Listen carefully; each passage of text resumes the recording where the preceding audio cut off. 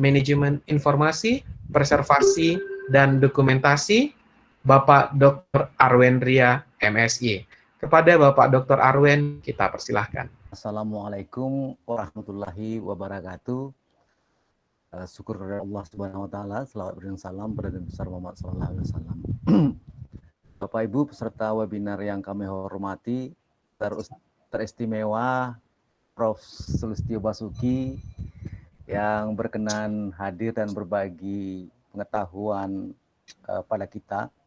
Dan seperti kita ketahui, beliau selain dari pakar bidang perpustakaan, beliau juga adalah ahli dalam bidang sejarah. Dan berikut juga terima kasih atas kesediaan dan kehadiran Bapak Dr. Firdaus Sultan Muhammad MAG yang bersedia berbagi pengetahuan juga dan ilmu terhadap sejarah peradaban Islam yang berkaitan dengan sejarah perkembangan perpustakaan Islam, sampaikan oleh, langsung dicetuskan oleh Prof. Sulistyo Basuki tentang sejarah perkembangan perpustakaan Islam ini.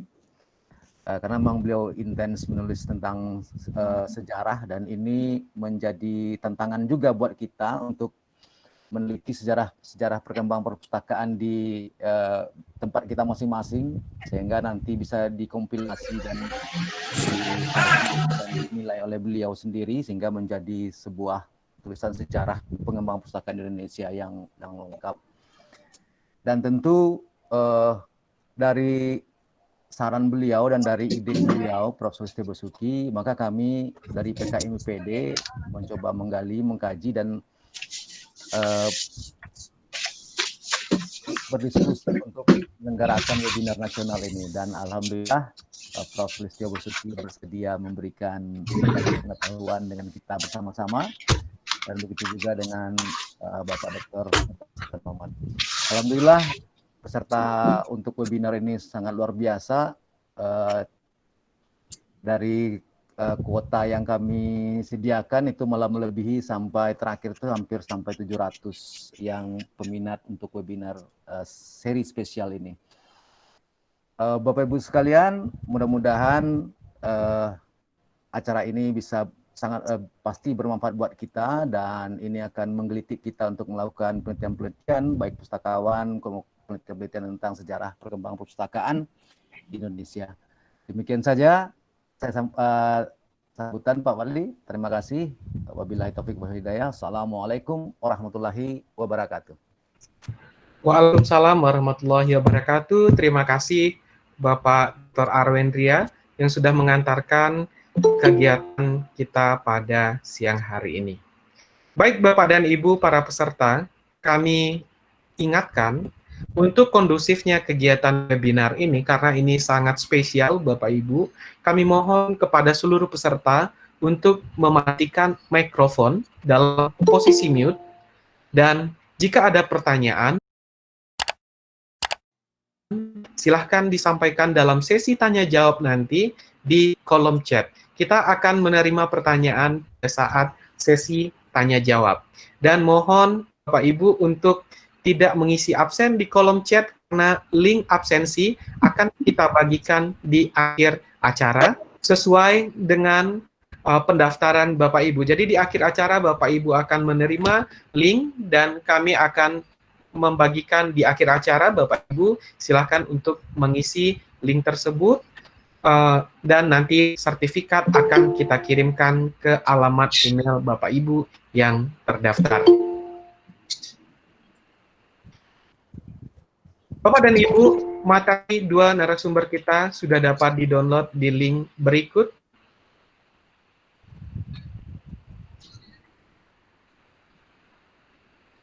Kami akan kirimkan melalui fasilitas chat juga. Bapak Ibu tinggal mengklik link yang ada di screen ini. Halo.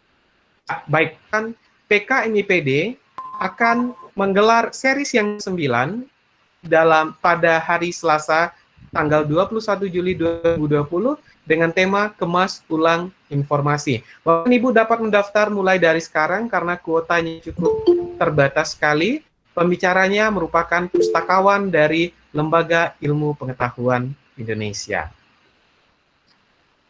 Baik, tadi sudah disampaikan oleh Bapak Dr. Arwendria bahwa peserta kita antusiasnya cukup luar biasa, sampai tadi pagi sudah menyentuh angka 700 yang ingin registrasi. Namun yang kita konfirmasi hanyalah Bapak Ibu yang ada di dalam webinar ini, di dalam ruangan ini. Jadi mohon dengan sangat Bapak Ibu untuk tidak keluar masuk di dalam webinar karena dapat mengganggu jalannya webinar ini. Bapak dan Ibu, narasumber kita yang pertama, Profesor Sulistyo Basuki, ini mungkin tidak asing lagi, beliau tidak asing lagi bagi kita semua, para akademisi ilmu perpustakaan, para pustakawan, dan seluruh penggiat literasi di Indonesia. Beliau merupakan guru besar dalam bidang ilmu perpustakaan dan masih satu-satunya di Indonesia. Semoga segera menyusul anak-anak didik beliau menjadi guru besar di dalam bidang Information and Library Science. Selanjutnya beliau melanjutkan sekolah Doctor of Philosophy juga di universitas yang sama pada tahun 1984. Pada tahun 1995 beliau dikukuhkan sebagai guru besar ilmu perpustakaan di Universitas Indonesia dan menjadikan beliau menjadi orang yang pertama dan hingga kini menjadi guru besar ilmu perpustakaan di Indonesia.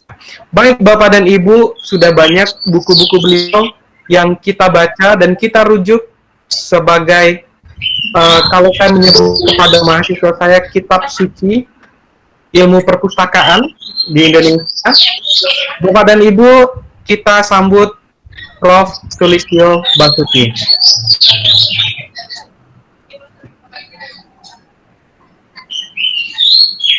Silakan Prof. Ya, Assalamualaikum warahmatullahi wabarakatuh. Pertama-tama saya mengucapkan terima kasih atas kesempatan ini. Sebelumnya ada sedikit koreksi. Saya bukan orang Indonesia pertama yang gelar doktor di perpustakaan. Orang Indonesia yang pertama ya adalah almarhum Subaidah Ishak. Senior saya jauh, itu tak lulus tahun 1969. Tapi benar, saya adalah orang Indonesia yang pertama kali memangku jabatan guru besar ilmu perpustakaan. Lanjut. Mengenai definisi perpustakaan Islam, perpustakaan Islam itu ya perpustakaan yang fokus pada sumber-sumber informasi Islam tanpa memandang konsentrasi geografis, artinya apakah di negara itu mayoritas atau minoritas Islam, dan juga tanpa memandang geografis juga fokus bahasa. Jadi ada perpustakaan yang fokus bahasanya bahasa Spanyol tapi tentang Islam atau tentang orientasi disiplin. Jadi misalnya ada perpustakaan yang orientasinya khusus tentang sejarah kedokteran Islam. Lalu sejak awal perpustakaan Islam itu merupakan perpustakaan yang sifatnya publik, bukan privat. Lanjut. Mengenai istilah pustaka, pustaka itu istilahnya dari bahasa Sanskrit artinya buku.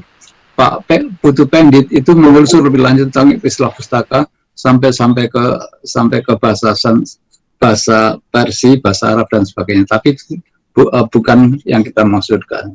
Kemudian istilah buku dalam bahasa Arab itu ialah kitab. Kita semua kenal namanya kitab. Namun tempat menyimpan buku itu lain dengan Indonesia. Kalau ada pustaka buku, tempat menyimpannya ialah perpustakaan, maka dalam bahasa Arab itu kan ada lokasi seperti bait, artinya kamar.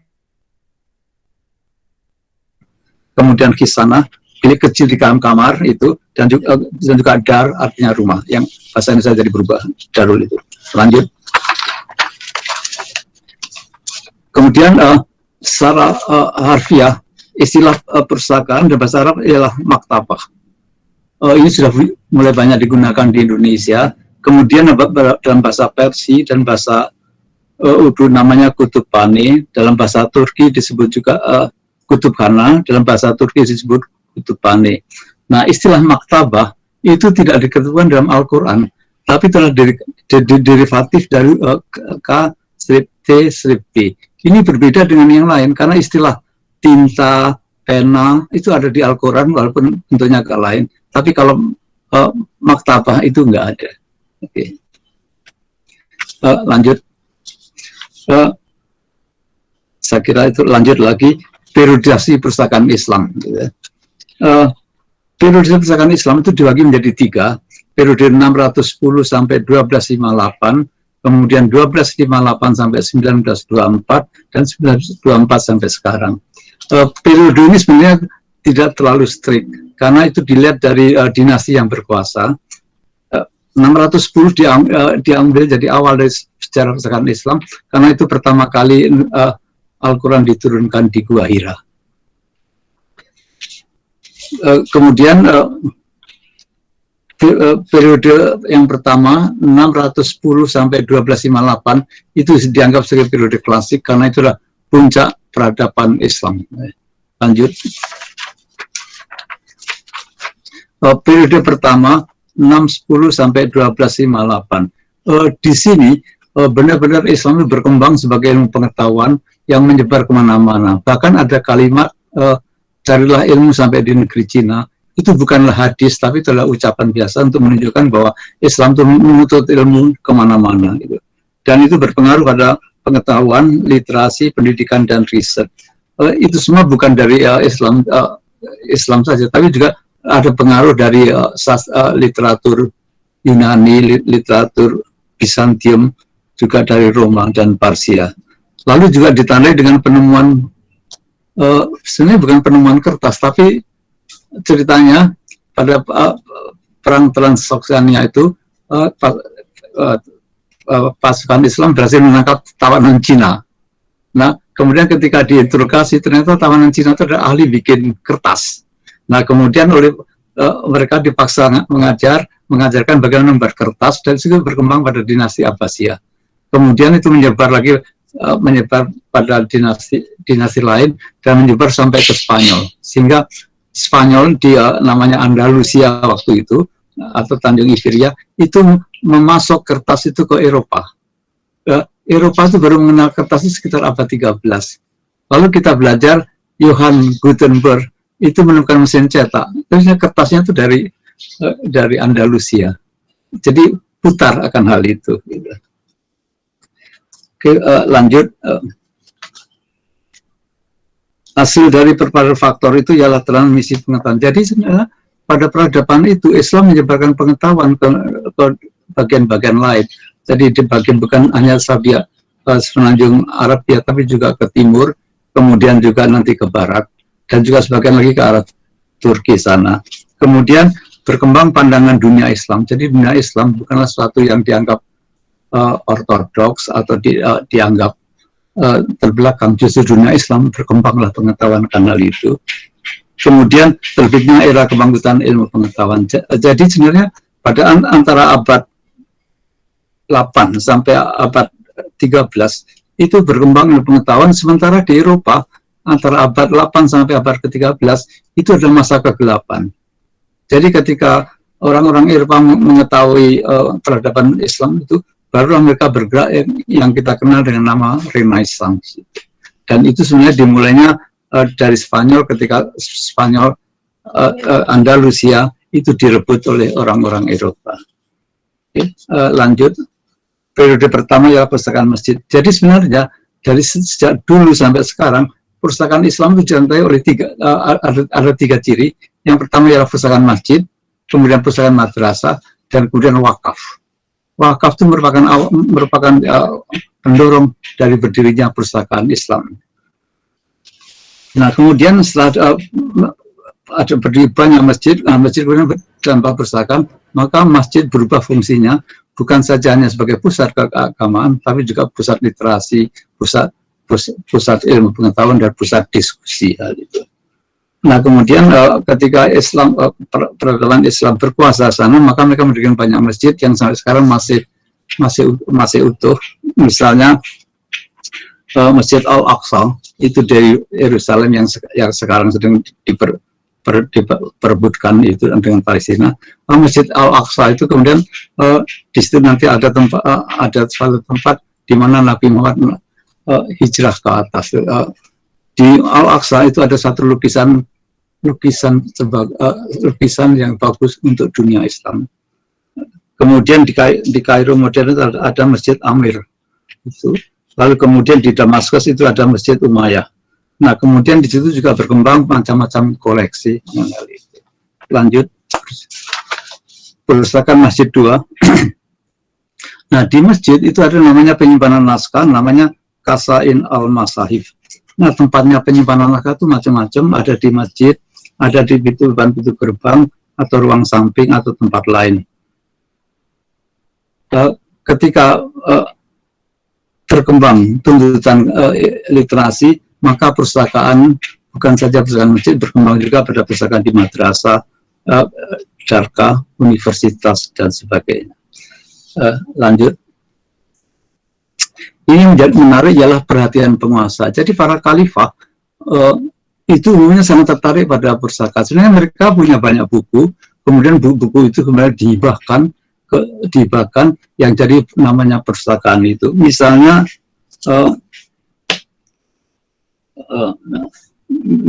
misalnya saja dinasti Umayyah di Suriah itu mereka memberikan namanya Baitul Hikmah. Jadi Baitul Hikmah itu adalah tempat diskusi para ilmuwan tentang agama, teologi dan lain-lain, dan itu ditunjang nanti oleh adanya perpustakaan. Jadi perpustakaan dengan Baitul Hikmah itu merupakan jadi satu. Lalu kemudian pada masa dinasti Umayyah itu banyak karya-karya yang diterjemahkan dari Yunani ke bahasa Arab. Bahkan buku tentang alkimia itu pertama kali di buku dari Yunani yang diterjemahkan ke dalam bahasa Arab.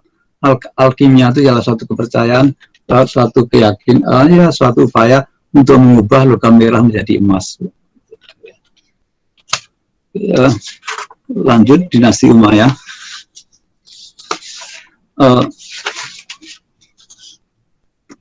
Khalifah yang ke-6 Wahid itu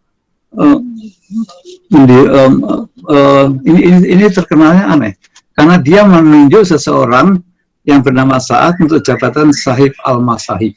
Nah, Sahib al-Masahif itu artinya adalah kurator buku. Jadi dia mengawasi naskah, juga mengawasi penyalinan buku. Nah, Sa'id itu merupakan orang pertama dalam literatur yang dianggap sebagai pustakawan. Jadi itu sudah terjadi pada abad 7, itu pustakawan sudah ada, itu namanya Al-Masahib. Kemudian juga seperti di Aleppo banyak juga perpustakaan Umayyah, dan sampai sekarang di Aleppo masih ada sisa-sisanya.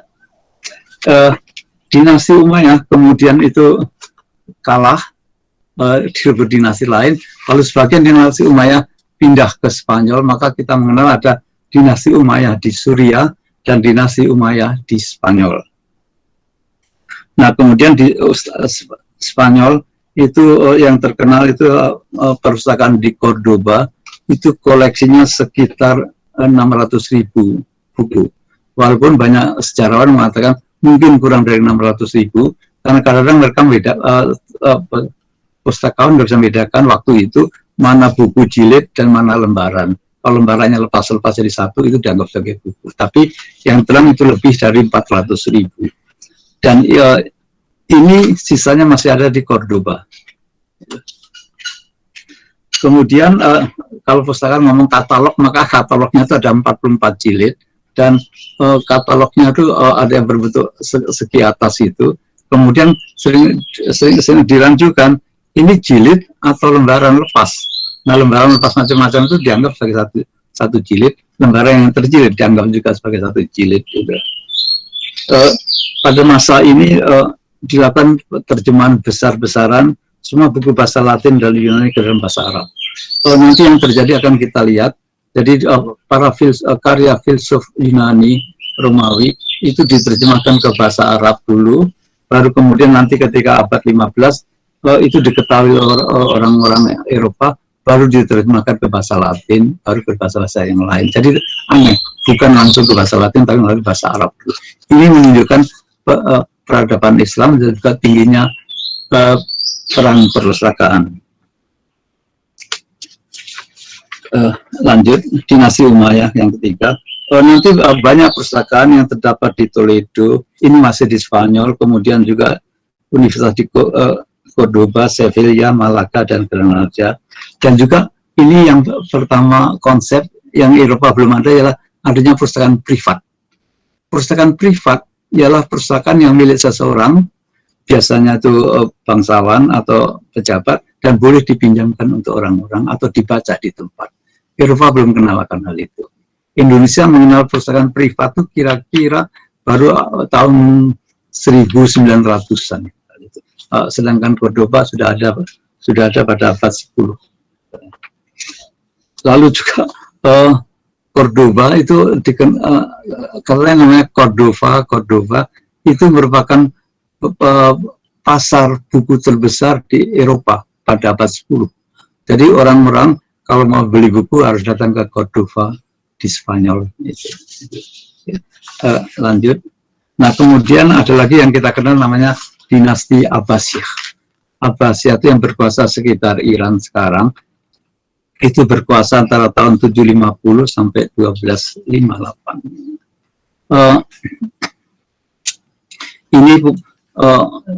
Ini yang dikenal orang Harun al-Rasyid. Tapi sebenarnya yang banyak berjasa dalam pengembangan perpustakaan itu adalah Khalifah Al-Ma'mun. Jadi dia memerintahkan semua pejabatnya untuk membeli buku di mana saja seluruh dunia waktu itu, seluruh Asia, buku apa saja dibeli kecuali buku teologi tentang Yahudi dan Kristen itu nggak boleh dibeli. Kemudian lalu juga dia setelah itu ada Khalifah Harun al-Rasyid. Nah, itu kita kenal dengan nama 1001 Malam. Lanjut pada dinasti Abbasiyah II. Jadi ini dari Baitul Hikmah itu muncul di perpustakaan disebut Darul Ilmu yang merupakan perpustakaan umum didirikan di Baghdad sekitar tahun 900-an. Jadi gini, ada tempat diskusi ilmu macam-macam, kemudian karena ilmu itu memerlukan buku-buku, maka berilah perpustakaan. Jadi nanti ada yang namanya Darul Ilmu, kemudian juga ada Darul Hikmah. Nah, itu. Kemudian lanjut, ini mengenai perpustakaan di dinasti Abbasiyah. Jadi di sini kita juga mulai mengenal istilah maktabah, ada perpustakaan, kemudian Kisana Al-Kutub itu ialah repositori buku. Jadi biar maktabah itu dibuka untuk umum, sedangkan Kisana Al-Kutub itu biasanya itu hanya menyimpan atau untuk pelestarian. Kalau zaman sekarang perpustakaan mengenal istilah preservasi atau repositori. Hebatnya itu ialah tempat-tempat itu terbuka untuk sarjana atau ilmuwan yang non-Syiah boleh saja ke sana. Lalu kemudian nanti berkembang lagi ada suatu istana di Topkapi di Istanbul. Topkapi itu letaknya tidak jauh dari Hagia Sophia. Hagia Sophia itu sebenarnya adalah suatu istana di Konstantinopel, direbut oleh pasukan Islam 1453, kemudian dijadikan masjid. Tahun 1934, Hagia Sophia itu dijadikan museum, zamannya Kemal Pasha. Dan 2 minggu yang lalu, pengadilan memutuskan bahwa Hagia Sophia akan dijadikan masjid lagi. Di situ tersimpan banyak naskah. Sebagian naskah itu ada yang bisa dilihat oleh umum. Itu adalah pada dinasti Abbasiyah. Berikutnya itu ada hanya gambar, nggak usah lewat saja. Kemudian ada gambar Harun al-Rasyid itu 1001 Malam, itu nggak usah. Di situ ada lagi gambar Baitul Hikmah. Nah, kalau kita mengenal dinasti Abbasiyah, kemudian ada lagi dinasti Fatimiyah, itu yang berkuasa di sekitar Mesir, kemudian perbatasan, kemudian kawasan Afrika Utara yang kita sebut nama Al-Maghribi. Di sini dia juga mengenal adanya Darul Ilmu. Itu. Darul Ilmu, kemudian juga mendirikan banyak perpustakaan, itu dinasti Fatimiyah. Lalu ini walaupun Fatimiyah itu Syiah, tapi dia mengizinkan para sarjana non-Syiah menggunakannya. Kemudian di samping Darul Ilmu ada lagi yang Darul Hikmah. Oke. Di bawahnya ada gambar, nggak usah. Kemudian ada gambar lagi Khalifah Cordoba, nggak usah. Nah, kemudian sekarang kita sampai pada pustakawan dan bibliografer. Jadi ada satu ciri pada peradaban Islam pada zaman perpustakaan klasik itu, pustakawan itu sebenarnya bukan pustakawan, tapi dia adalah umumnya ada ilmuwan yang ditunjuk jadi pustakawan, dan dia juga bertindak sebagai bibliografer, karena menyusun daftar buku tentang suatu masalah. Dan inilah ciri pada perpustakaan klasik yang nggak ada di Indonesia, nggak ada di sini. Jadi misalnya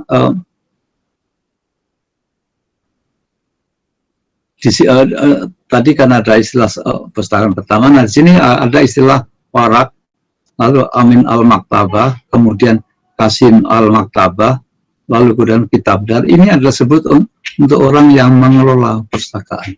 Jadi tergantung dari bahasanya. Lalu kemudian sekitar abad 12 itu mulai tradisi menunjuk ilmuwan untuk menjadi kepala perpustakaan. Perpustakaan yang membantu sini. Jadi kalau misalnya perpustakaan di Damsyik itu punya 500 tenaga, itu maka yang jadi kepala umumnya ialah ilmuwan. Salah satu contoh itu ialah Ibnu Sina, atau kita kenal dengan nama Avicenna. Kemudian salah satu ciri pada periode ialah adanya perburuan buku. Jadi istilah sekarang ialah book hunting. Jadi orang-orang itu tadi kan sudah diterangkan, semua mencari buku untuk keperluan perpustakaan, kecuali tentang buku tentang Yahudi dan Kristen. Nah, ada di sini sebutnya Al-Biruni, itu mengambilkan waktu 40 tahun untuk mengerjakan buku Sif al-Asar Tuzanmani. Kemudian Ibnu Rushd atau Averroes itu mencari monograf tentang filosofi Mu'tazilah. Mu'tazilah itu adalah aliran filsafat yang agak sedikit berbeda karena dia mendalami lebih lanjut tentang kealahan, keilahian. Kemudian juga di sini ada Sultan Fafri di Kandes. Okay. Gambarnya tidak usah. Nah, kemudian ini yang penting, fitur terpenting kepustakawanan periode klasik. Jadi yang pertama ialah wakaf. Jadi wakaf itu ialah ya wakaf kita tahu semua. Biasanya dalam bentuk uang, tapi pada masa periode itu wakaf bisa digantikan jadi buku, sehingga buku dianggap sebagai wakaf, dan ini berimbas penyebaran perpustakaan, terutama perpustakaan masjid dan perpustakaan madrasah. Kemudian juga ada kebiasaan menyimpan Al-Quran di masjid, itu kita biasa, tapi juga penyimpanan buku di masjid, sehingga perpustakaan masjid, perpustakaan wakaf berkembang sampai sekarang. Lalu kemudian ini yang ciri lain, perpustakaan Islam, terutama perpustakaan masjid itu menjadi perpustakaan publik. Kalau di Indonesia kita kenal dengan nama perpustakaan umum. Tapi publik di sini adalah semua orang boleh menggunakannya. Ada beberapa yang boleh dipinjam, tapi juga ada beberapa yang hilang. Biasalah di perpustakaan buku-buku hilang itu segala. Lalu kemudian konsep Darul Hikmah itu ada di Baghdad, ada di Kairo, dan nanti ada di Cordova di Spanyol. Lalu kita menginjak berikutnya periode 1258 sampai 1924. Periode ini dianggap karena 1258 itu zamannya Abbasiyah, perpustakaan Baghdad dihancurkan oleh pasukan Mongol, dan itu dianggap berakhirnya suatu era peradaban Islam. Sebenarnya pendapat ini tidak adil, karena juga walaupun 1258 yang hancur itu di timur, di Baghdad, tapi kemudian nanti kan menyebar lagi sampai ke Andalusia, dan itu berlangsung sampai tahun 1492 ketika Granada jatuh ke pasukan Kristen. Dan di sini mereka berhasil mengembangkan juga perpustakaan, kemudian menerjemahkan banyak buku-buku Yunani Romawi ke bahasa Arab. Nah, kemudian kenapa 1294? Karena kemudian pusat kekhalifahan pindah ke timur, ke kerajaan Ottoman atau kerajaan Utsmani. Segi lain pada masa ini, perpustakaan berkembang sampai ke Asia Tengah, sampai ke India segala, dan sisanya ada di India, perpustakaan di India. Kemudian sekitar tahun 14 abad tahun 1400-an pertama kali dikenalkan mesin cetak di Konstantinopel. Konstantinopel itu jatuh ke tangan Turki pada tahun 1453 dan diganti namanya menjadi Istanbul. Lalu kemudian di bawah ada gambar itu nggak usah. Okay. Kemudian periode ketiga mulai 1924 sampai sekarang, ya sama saja dengan di mana-mana perpustakaan Islam itu perpustakaan Islam menghadapi babak baru, dan yang ciri yang masih khas adalah masih ada perpustakaan masjid dan masih ada perpustakaan madrasah dan juga masih banyak wakaf. Tapi apa yang dihadapi pustakawan setelah tahun 1924 ya sama saja yang dihadapi oleh pustakawan lain. Dan kemudian sama seperti perpustakaan lain, maka perpustakaan Islam juga menggunakan teknologi informasi. Jadi ada komputer biasa, komputer, ada web, ada internet, kemudian ada email dan sebagainya, itu biasa. Kemudian juga mereka juga berhadapan dengan masalah pengendalian informasi, bagaimana informasi dikendalikan untuk kepentingan pemakai. Juga pentingnya sekarang berkembang semacam RDA, itu juga perpustakaan Islam juga menghadapi masalah hal itu. Oke. Nah, berikutnya pada fase ketiga, perpustakaan Islam yang sekarang ini ada yang besar, ada yang kecil, ada yang berkembang, ada yang kurang berkembang, tapi mereka juga dapat menggunakan perpustakaan lain yang besar yang memiliki koleksi kuat tentang Islam. Di dunia itu misalnya ada Library of Congress di Washington DC, kemudian British Library ini kaya akan manuskrip Islam karena Inggris berkuasa di Timur Tengah, kemudian mereka bawa manuskrip itu. Lalu juga mungkin ada lagi yang di konsorsium dikelola Chicago University Library.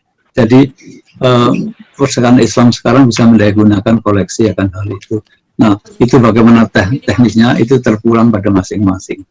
Kemudian untuk Indonesia banyak sekali terbitan Islam.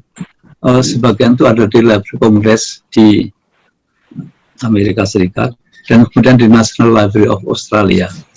Ada juga perpustakaan nasional, tapi apa yang saya ketahui beberapa terbitan Islam itu tidak ada di sana karena itu diterbitkan oleh penerbit-penerbit yang bukan anggota IKP. Kemudian pada fase ketiga itu lanjut pustakawan Islam ya mengikuti masa sama dengan tahun 1258. Dia harus aktif dalam akuisisi, preservasi dan diseminasi informasi. Lalu juga perpustakaan Islam setelah sekarang juga selama dua dasawarsa menghadapi masalah yang sama. Jadi ketika tahun 2004 itu kita kaget ketika adanya revolusi industri 4.0. Perpustakaan Islam juga kaget karena pustakawan dianggap nggak ada, nggak perlu. Semuanya kan ada Google, semuanya karena itu. Lalu pustakawan di mana? Sesungguhnya pustakawan Islam tidak perlu khawatir karena nanti akan berkembang lagi pustakawan yang khusus menjadi perantara antara jagat informasi dengan jagat pemakai. Nah, pustakawan Islam itu berada di tengah-tengah. Walaupun ada Google, bisa kita ketemukan apa saja, tapi yang tahu persis mana yang cocok, mana yang tidak, itu adalah pustakawan. Jadi pustakawan tidak perlu merasa takut karena adanya Google dan sebagainya. Kita tetap ahli dalam mengetahui informasi, menelusuri informasi, dan menyesuaikan lagi dengan pemakai. Bahkan juga ketika sekarang berkembang yang namanya big data, data bandang, pustakawan tetap ada di sana karena yang tahu kebutuhan pemakai adalah pustakawan. Maka begitu banyak proyek namanya big data, tetap ada nanti namanya pustakawan data. Inilah yang merasakan hal pemakai. Ialah adanya COVID-19 0, saya kira juga nanti pustakawan Islam juga akan menyesuaikan diri akan hal yang itu. Lanjut mengenai catatan umum.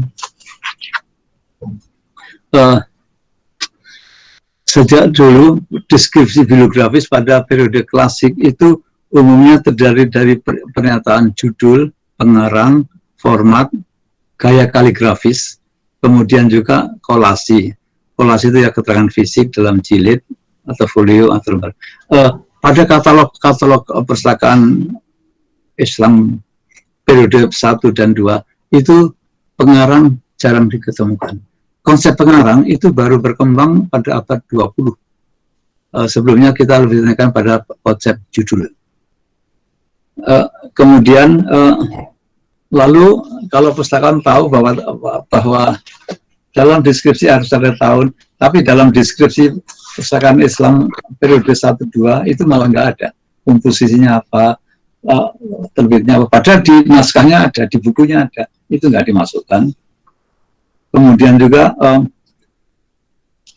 penjajaran itu dulu namanya filing. Kalau dulu pakai kartu, perpustakaan Islam yang di Istanbul masa dulu pakai kartu. Nah sekarang penjajaran itu filing itu umumnya berikan judul, pengarang tidak dikenal. Lalu kemudian, pustakawan Islam juga tahu tentang analisis subjek. Dulu subjek yang digunakan adalah subjek buatan mereka sendiri, juga meniru subjek yang dikembangkan oleh Ibnu Khaldun dan Avicenna. Umumnya subjek yang besar-besar itu dan nanti mengarah ke bagian terakhir, bagian yang tentang subjek tentang keagamaan. Itu bagian belakang, bukan bagian depan.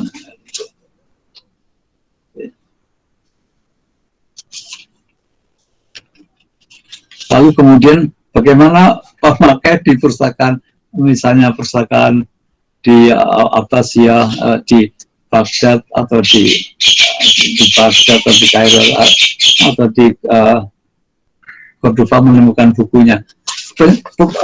Penyimpanan buku pada perpustakaan itu tidak berbeda dengan sekarang. Kalau sekarang perpustakaan Islam itu menyimpan buku menurut subjek klasifikasinya, nomor klasifikasi seperti di sini ada. Nah, zaman dulu tidak, nggak ada hal yang sama. Jadi ada subjek taruh di sini, kemudian subjek lain ditaruh di tempat lain. Ada lagi yang disimpan sendiri. Jadi pemakai nggak bisa menemukan sendiri. Pemakai hanya tergantung sepenuhnya pada pustakawan. Di mana buku ini, di mana buku ini, di mana buku ini.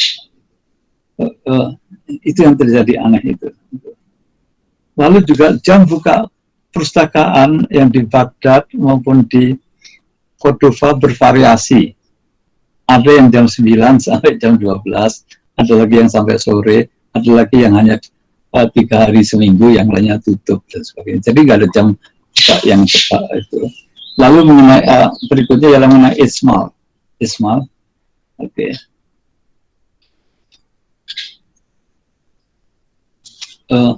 Jadi Ismal itu ringkasan.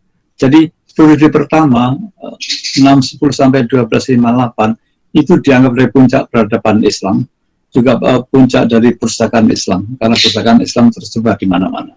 Lalu juga perpustakaan Islam banyak dilindungi oleh khalifah.